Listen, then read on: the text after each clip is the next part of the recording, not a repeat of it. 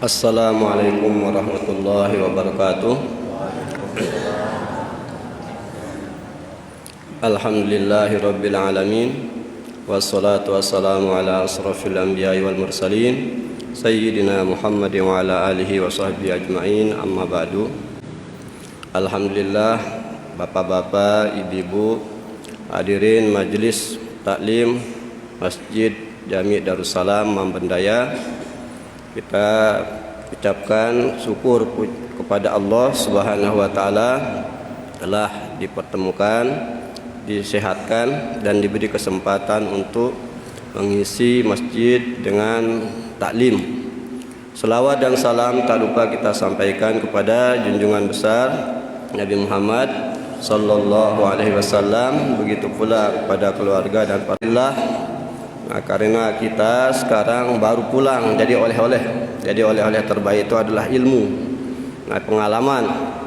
Oleh sebab itu tadi terima kasih kepada Bapak Jun yang telah memberi kesempatan tempat yang, nah, mudah-mudahan malam ini kita isi dengan pengalaman-pengalaman dan keistimewaan tentang tanah suci, nah, insyaallah. Nah, sebelumnya kita harus tawasul dulu, mengambil barokah kepada para ulama-ulama kita yang sudah bertahun-tahun di Mekah, seperti Datuk Tuan Guru Umar Kelayu. Beliau 15 tahun di Mekah dan wafat di Mekah. Nah, kita bacakan Fatihah untuk beliau, begitu pula dengan tuan guru kita yang lain seperti Datuk Tuan Guru Zainuddin Abdul Majid, beliau 13 tahun di Mekah. Nah, begitu pula, nah, ini tuan guru kita Datuk Tuan Guru Zainuddin Arsad, beliau juga lama di Mekah sehingga murid-murid beliau banyak. Jadi kebarokahan ilmu itu dilihat juga dari pengaruhnya terhadap masyarakat. Begitu pula kita bacakan juga nanti Fatihah kepada, sekalipun tidak nuntut ilmu di Mekah tetapi dari saluran Mekah juga, yaitu Tuan Guru Haji Afifuddin Adnan. Kita bacakan karena banyak juga jasa-jasa beliau. Nah, begitu pula tuan guru kita di Mamben. Nah, ini Tuan Guru Datuk Khalil Dasan, kemudian Datuk Nuh. Nah, begitu pula penerus-penerus beliau sampai kita sekarang. Kita bacakan Fatihah. Mudah-mudahan sanad ilmu ini nyambung, karena agama akan sia-sia kalau tidak punya sanad. Jadi kalau tidak ada sanad, setiap orang boleh berbicara sekalipun cuma membaca kitab terjemahan. Nah, oleh sebab itu, supaya adab sopan santun kita kepada para ulama, maka kita bacakan Fatihah. Kenapa kita bacakan Fatihah? Karena Fatihah itu adalah ummul kitab. Seluruh isi Al-Quran ada di Fatihah. Seluruh kitab Al-Fatihah isinya ada pada iyyaka na'budu wa iyyaka nasta'in. Seluruh isi iyyaka na'budu wa iyyaka nasta'in kumpul di Bismillahirrahmanirrahim.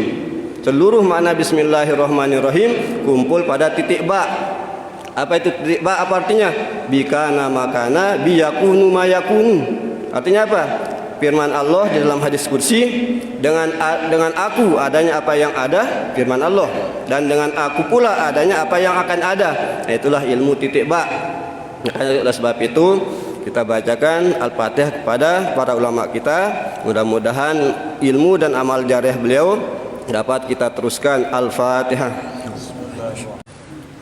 Nah, kedua, kita bacakan juga Fatihah kepada saluran zahir kita, orang tua kita, nenek moyang kita yang telah melahirkan kita. Kalau beliau tidak nikah, kita tidak akan lahir.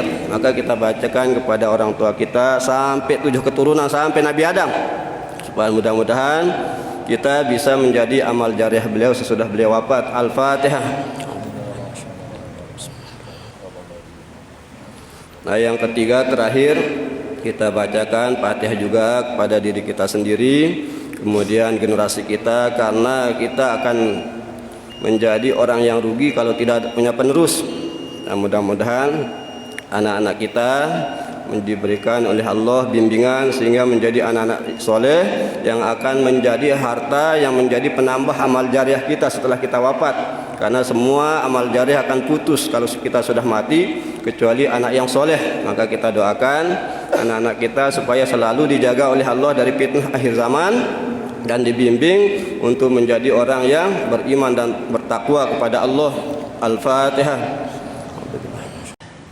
Alhamdulillah, bapak-bapak, ibu-ibu, kota suci itu menurut keterangan hadis atau ayat-ayat Al-Quran itu ada 3. Ada juga tambahannya. Pertama, Ka'bah, Baitullah, Makkah Al-Mukarramah, yaitu kota suci pertama. Makanya Makkah disebut Ummul Qura, induk dari seluruh kota yang ada di dunia. Dari manapun kita berasal, kalau sholat pasti menghadap Ka'bah. Makanya disebut dia Ummul Qura, induk dari segala desa, induk dari segala kota. Ada juga dijelaskan di dalam Al-Quran Baladul Amin, kota yang mulia, karena di Mekah tidak boleh terjadi kezaliman. Makanya disebut dia tanah haram. Kenapa tanah haram? Tanah yang diharamkan kita berbuat zalim. Hanya bagi orang-orang yang pernah berhaji, berumroh, dia akan melihat banyak burung. Kenapa? Karena di sana tanah haram, dilarang kita memburu hewan binatang liar.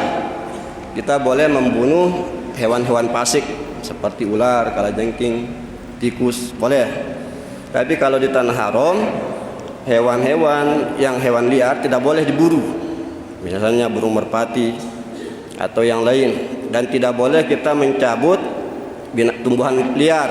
Makanya nanti bapak-bapak, ibu-ibu, apabila datang ke tanah suci, jangan menginjak rumput, jangan mencabut pohon-pohon, atau jangan memetik dahan yang masih hidup. Kenapa? Karena dia tanah haram, tanah yang diharamkan kita menzalimi makhluk hidup. Nah, begitu pula Mekah disebut tanah haram karena diharamkan orang non muslim. Jadi yang boleh masuk tanah haram harus orang Islam. Nah, perumpamaannya seperti kita punya rumah, kita punya tempat tidur, kita punya dapur, kita punya ruang tamu. Tamu itu tidak boleh masuk ke kamar pribadi kita. Nah, itulah tanah haram, kamar pribadi umat Islam.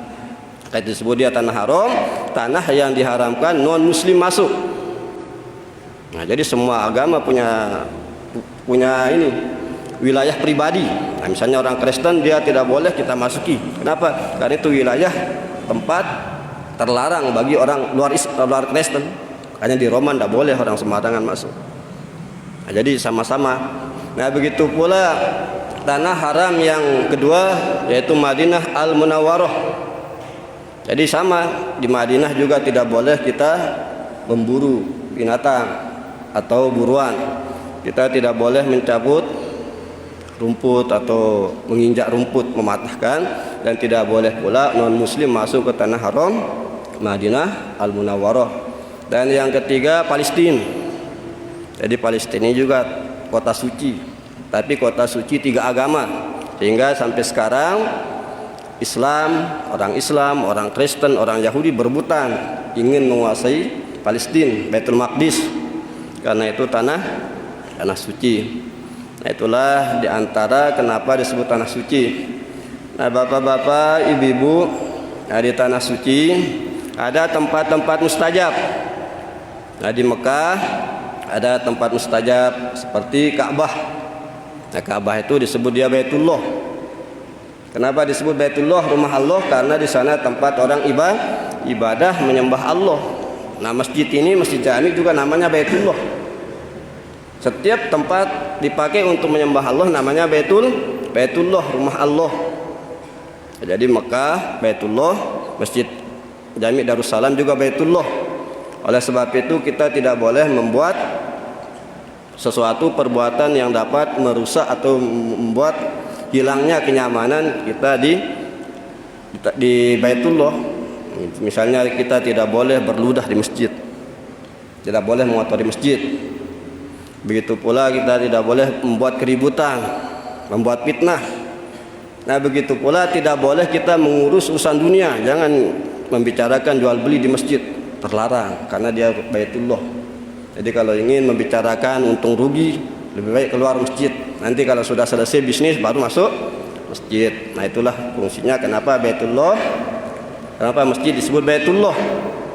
Karena kita terlarang ngurus-ngurus hal-hal yang membuat kita lalai menyebut Allah. Alhamdulillah bapak-bapak, ibu-ibu, jadi sejak kecil yang berada di masjid Jami' Darussalam, nah melihat selalu masyarakat kita menjaga kenyamanan kita beribadah di masjid Jami' Darussalam. Kita tidak boleh membuat keributan, dan kemudian banyak-banyaklah. Misalnya kita kalau setiap hari Jumat itu suara masjid Jami' Darussalam seperti suara lebah. Ada yang baca Yasin, ada yang zikir, ada yang baca surat Al-Kahfi. Itulah alhamdulillah, itu kita telah menjadikan masjid Jami' Darussalam ini adalah Baitullah. Ya, mudah-mudahan anak-anak atau generasi kita dapat juga meneruskan kebaikan yang kita lakukan di masjid Jami' Darussalam. Nah, kemudian di Baitullah Mekah Al-Mukarramah, seluruh wilayah tanah haram Mekah Al-Mukarramah itu adalah Masjidil Haram. Jadi dimanapun kita sholat di Masjidil Haram, terhitung pahalanya 100.000. Apakah kita sholat di hotel, sholat di kos, apalagi sholat di depan Ka'bah.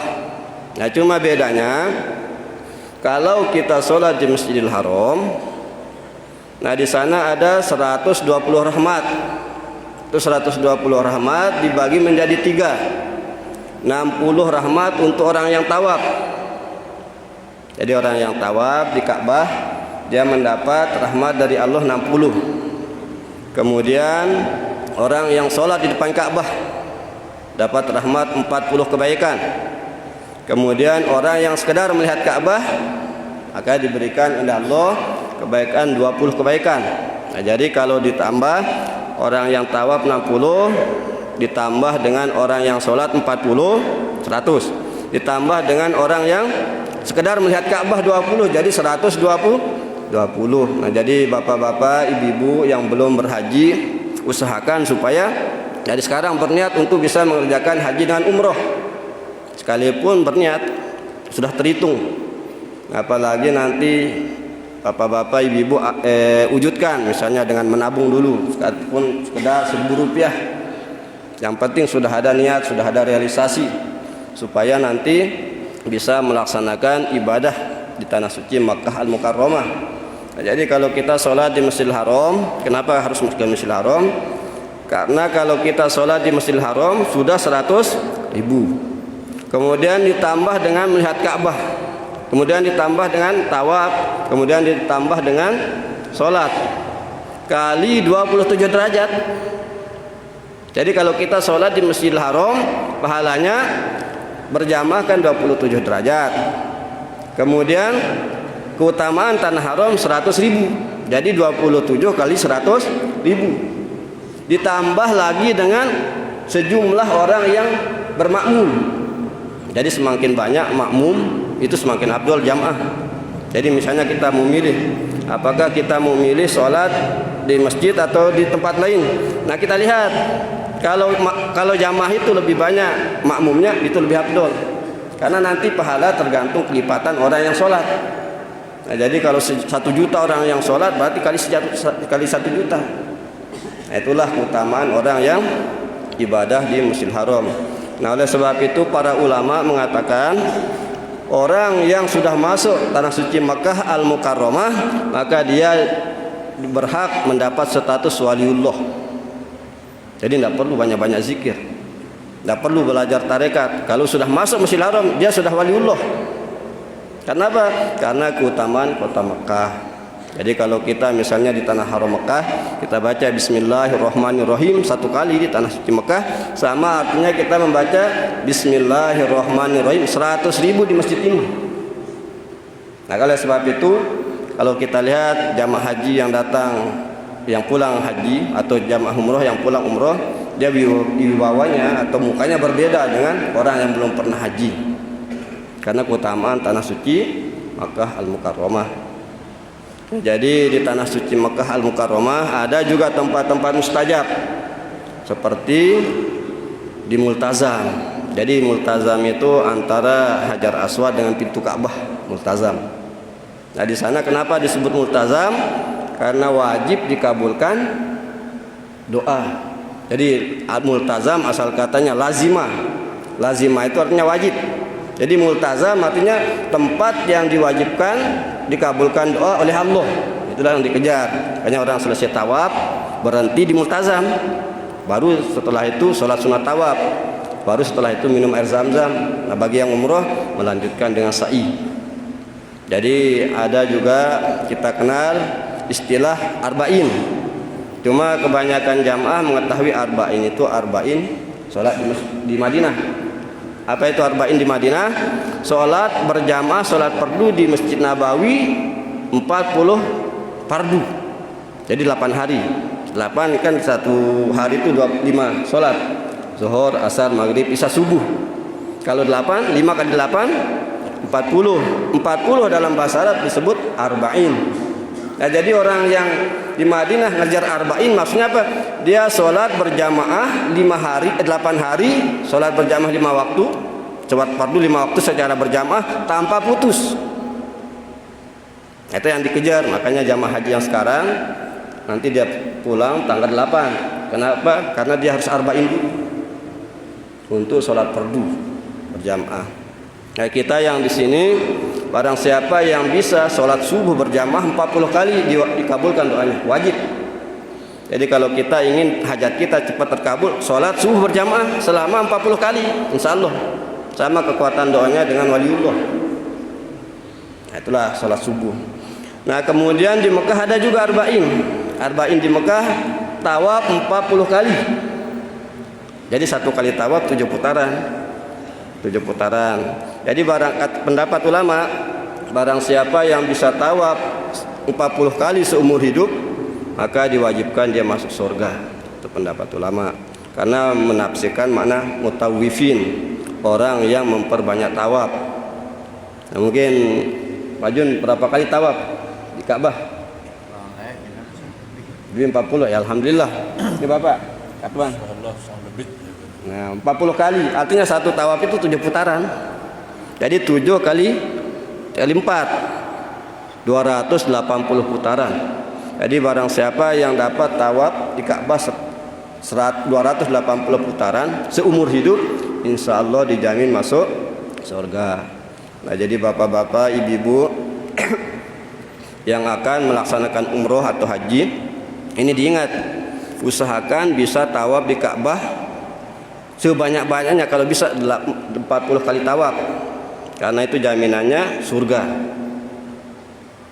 Itu yang kita targetkan. Jadi mulai dari sekarang, bapak-bapak, ibu-ibu atau adik-adik, saudara-saudara kita, kakak atau adik-adik, anak-anak sekalian, targetkan supaya kalau datang umroh harus bisa tawaf 40 kali tawaf. Cuma cara tawafnya setiap 7 putaran harus sholat sunat tawaf. Jadi misalnya kita sudah selesai tawaf, nah itu setelah selesai sholat sunat tawaf 2 rakaat. Nah kalau ingin tawaf lagi. Nah lebih baik memperbanyak tawaf daripada memperbanyak umroh, karena dalil al-mutawwifin lebih jelas. Nah itu yang kita targetkan. Nah dulu tiang sebelum berangkat ke Mekah dipesan oleh bapak almarhum Bapak Muhammad Nazir Amin. Nah beliau berpesan, satu pesannya tidak ada orang mati kelaparan di Mekah. Nah kedua pesannya apabila susah tawaf, kayaknya kalau susah tawaf, alhamdulillah, karena itu pesan.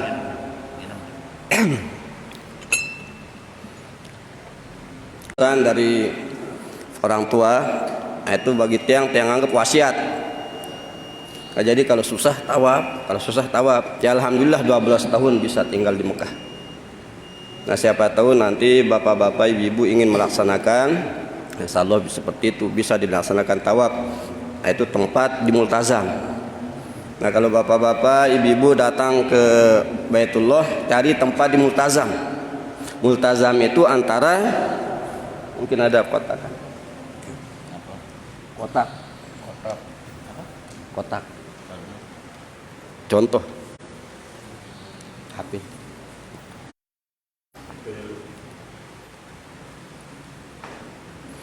Jadi untuk mencontohkan multazam harus ada alat peraga atau contoh supaya lebih jelas.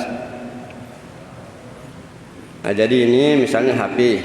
Ini HP kan Ka'bah itu punya 4 segi. Nah, jadi di sini ada Hajar Aswad. Ini misalnya Hajar Aswad. Kemudian ini rukun Iraqi, ada rukun Sam, nah ini rukun Yaman. Nah, ini ada rukun Tak. Nah, ini anggaplah Ka'bah ya, Ka'bah. Contoh. Nah, ini Hajar Aswad. Ini misalnya supaya dilihat oleh jamaah. Nah, misalnya ini Hajar Aswad. Kan? Hajar Aswad. Nah, kemudian di sini ada pintu Ka'bah. Pintu. Ya. Nah, yang namanya multazam itu antara Hajar Aswad dengan pintu. Nah, di tengah. Sedikit. Nah, kemudian setelah itu di sini makom Ibrahim. Nah, setelah makom Ibrahim ada rukun Iraqi. Nah, di rukun Iraqi ada pancuran emas. Nah, inilah dia disebut Hijr Ismail. Nah, baru setelah itu rukun Sam. Setelah rukun Sam ada rukun Yamani. Nah, rukun Yamani dengan Hajar Aswad kalau kita tawaf angkat tangan. Sunnah angkat tangan. Kenapa kita sunnah angkat tangan? Karena rukun Yamani dengan rukun Hajar Aswad itulah tempat asli. Jadi Ka'bah asli. Nah, adapun di rukun Iraqi dan rukun Sami pada saat dibangun dipotong 3 meter. Kayaknya kita kalau tawaf itu cuma 2 kali ngangkat tangan di rukun Yamani dengan ini. Kita kalau tawaf angkat tangannya pertama di rukun Hajar Aswad, kemudian rukun Yamani. Karena ini yang asli. Sementara rukun Iraqi dengan rukun Sam tidak ngangkat tangan karena sudah dipotong oleh orang jahiliyah pada saat dibangun sebelum Nabi menerima wahyu. Nah, sedangkan orang yang ingin, misalnya kita ingin sholat di dalam Ka'bah, nggak perlu masuk Ka'bah. Kita harus sholat di Hijr Ismail. Ya, kalau kita sholat 1 atau 2 saf, maka seolah-olah kita sholat di dalam Ka'bah. Makanya barang siapa yang sekarang sudah dibuka penghalang, mari kita lihat di TV live, penghalang yang ke dekat Ka'bah sudah dihilangi. Jadi sekarang orang boleh sholat di Hijr Ismail. Jadi barang siapa yang sholat ukuran 1 saf atau sampai 2 saf, jadi 3 meter, maka dia seolah-olah sholat di dalam Ka'bah. Nah, orang yang sholat di dalam Ka'bah, misalnya dia sholat di dalam Ka'bah, misalnya ini kita di dalam Ka'bah, kita sholat hadap sini, hadap sini, hadap sini, hadap sini, sah. Itulah hebatnya kalau orang sholat di dalam Ka'bah. Hanya dikejar dulu pada saat Haji Wada, pada saat Fathu Makkah, kan Rasulullah dengan 10.000 umat Islam menyerbu Mekah. Pada saat umat Islam menyerbu Mekah, nah orang-orang Mekah, kafir Quraisy Mekah, mereka tidak mengadakan perlawanan karena sudah kalah perang berkali-kali. Nah, akhirnya Rasulullah diberikan kunci oleh yang membawa kunci Ka'bah. Rasulullah diserahkan. Melihat kunci diserahkan, istri beliau Siti Aisyah, nah minta supaya Rasulullah mengizinkan dia masuk sholat di dalam Ka'bah. Cuma oleh Rasulullah, Siti Aisyah istri beliau Aisyah radhiyallahu anha ditarik tangannya dibawa ke Hijr Ismail. Maka Rasulullah bersabda, "Salatlah di sini." Karena pada saat dibangun kaum kafir Quraisy kekurangan dana, akhirnya untuk membangun Baitullah ini kurang dana. Artinya bangunan Ka'bah yang asli dikurangi 3 meter. Maka barang siapa yang sholat di sini, maka seolah-olah dia sholat di dalam Ka'bah. Tandanya aku tidak takut, sabda Rasulullah. Ini orang-orang karena dia baru masuk Islam, maka aku robah bangunan Ka'bah seperti aslinya. Itulah sebabnya kenapa sholat di Hijr Ismail dikabulkan oleh diinginkan oleh seluruh umat Islam, karena itu sama artinya dengan sholat di dalam Ka'bah. Nah, kemudian tempat yang mustajab, Maqam Ibrahim. Jadi kalau tadi sudah di Multazam, nah di Maqam Ibrahim. Maqam Ibrahim itu berada di sebelah kiri pintu Ka'bah. Kalau tadi Multazam di sebelah kanan. Tapi kalau Maqam Ibrahim berada di sebelah kiri. Maqam bukan berarti kubur. Kita kan kalau bilang maqam kubur. Tetapi makna maqam berasal dari kata qoma. Qoma artinya berdiri. Aqimis shalah, dirikanlah salat. Qoma berdiri. Maqam tempat berdiri. Nah, jadi pada saat Ka'bah dibangun, malaikat Jibril membawa 2 batu dari sorga. Pertama, batu yang dipakai untuk landasan. Nah, itulah yang jadi maqam. Nah, jadi kayak ini batunya landasan. Jadi pada saat Nabi Ibrahim membangun Ka'bah, malaikat Jibril memberikan dia 2 buah batu dari sorga. 1 batu untuk landasan yang disebut Maqam Ibrahim, 1 batu lagi untuk penanda awal orang mulai tawaf. Nah, itulah yang disebut dengan Hajar Aswad. Hajar Aswad dulunya putih. Nah, seperti marmer kita putih. Cuma karena banyak kotoran manusia, batu ini menjadi lama-lama agak hitam sampai sekarang hitam, maka disebut dia Hajar Aswad, asalnya putih. Nah, pada saat Fathu Makkah, para sahabat tidak berani sholat di belakang Maqam Ibrahim karena ini batu. Kalau kita sholat di belakang Ibrahim, perkiraan umat Islam pada saat itu, dia teringat pada saat menyembah berhala. Apa yang dilakukan? Dia bikin berhala dari batu disembah. Nah, jadi ini kalau dia sholat di Maqam Ibrahim, khawatir dia nanti seperti menyembah batu, menyembah berhala. Maka saf jadi kosong. Jadi karena tidak ada yang berani sholat di belakang Maqam Ibrahim, saf jadi kosong. Oleh Umar bin Khattab pada saat itu, beliau mengusulkan, ya Rasulullah, kalau sahabat dibiarkan seperti ini, maka saf akan terputus. Nanti kan banyak lubang setan jadinya. Makanya kalau kita saf harus rapi, rata. Jangan ada bolong-bolong. Kalau bolong berarti masuk setan. Akhirnya apa? Kita bermasyarakat tidak pernah akur. Kenapa? Setan yang masuk pada saat sholat. Jadi supaya bapak-bapak, ibu-ibu, ini kalau saf sholat ya jangan bolong-bolong atau jangan ada celah. Kalau bisa bersentuhan bahu dengan bahu. Nah, jangan kaki. Kalau kaki nanti ada yang besar, langkahnya ada yang pendek, jadi tidak rapat. Jadi yang bersentuhan bahu dengan bahu. Rata. Nah, ini kita kan punya garis. Nah, harus garis lurus.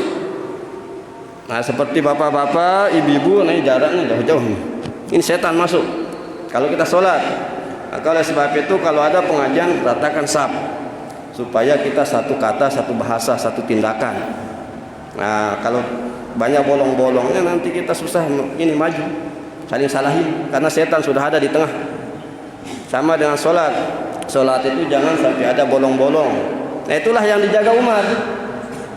Ya Rasulullah, kalau seperti ini terputus saf, bagaimana kalau kita satukan? Suruh seluruh sahabat sholat di belakang Maqam Ibrahim. Nah, Rasulullah kan sifat Rasul berapa? 4. Siddiq, amanah, tabligh, fatonah.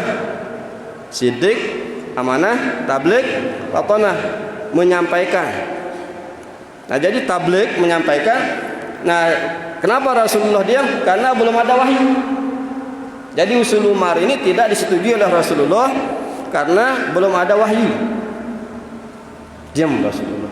Nah, tidak lama setelah itu datanglah wahyu. Apa wahyu yang turun? Wattakhidhu min maqama Ibrahim musalla. Jadikanlah maqam Ibrahim ini sebagai tempat sholat. Nah, oleh sebab itu baru Rasulullah menyuruh para sahabat menyatukan saf. Akhirnya sekarang apa? Orang mengejar maqam Ibrahim.